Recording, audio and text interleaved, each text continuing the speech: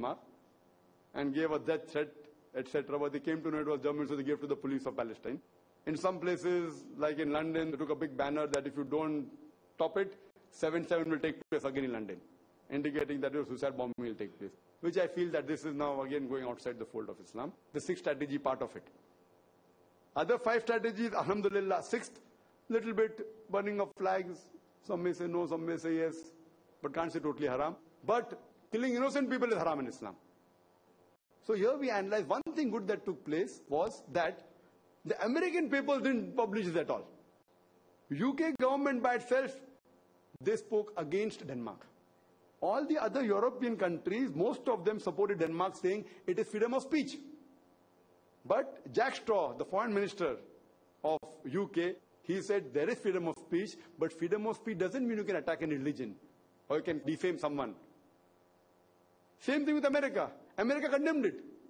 Why? Because maybe all these past effects that took place in America and UK, so they're more political wise. Not that I'm condoning what they did earlier. But now they realize that all these small issues of caricature, the loss is billions of dollars. Even BBC. So all these people, especially in USA and UK, they took a stand against what happened in Denmark. They were in favor of the Muslims. But the other European countries, Germany, Italy, they said it's freedom of speech is there, so what's wrong? In France, this was published in France. The chief editor of the newspaper that published the article in France was removed, sacked. In France. France again took a middle stance. In Jordan also someone reproduced it, a Muslim person. He said, I wanted to make Muslims aware what is going wrong, but even he was sacked. Here we realize that our reaction should be such that basically we should clarify the misconception. Now if we take to hardcore violence, killing innocent people, it again gives a negative picture of Islam. But as far as the other first five strategies I said, is the best, no one can object. If yours in the freedom of speech, we have freedom to write back, reply in the media. We have freedom to put a silent protest. We have freedom to boycott your goods. It's our choice. We don't eat Danish cookies. We want to file a legal case. We want to have a political, we say, if that's freedom, our politics, we will cut ties with you.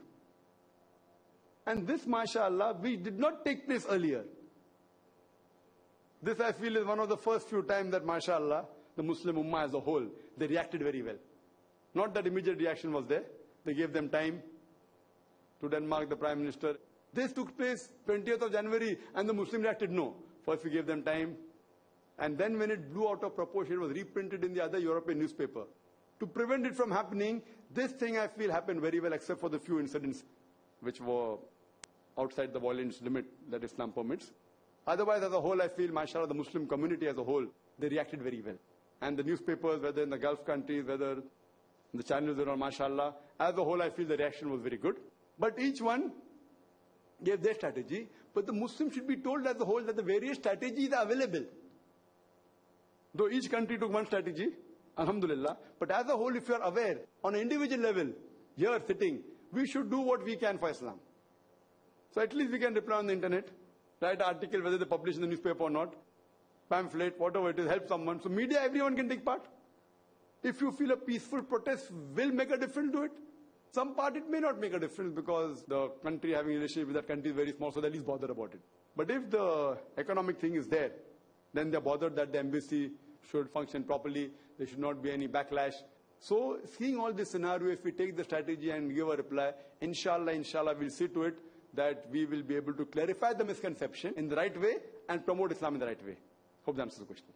Wa akhir da'wan alhamdulillah rabbil alameen.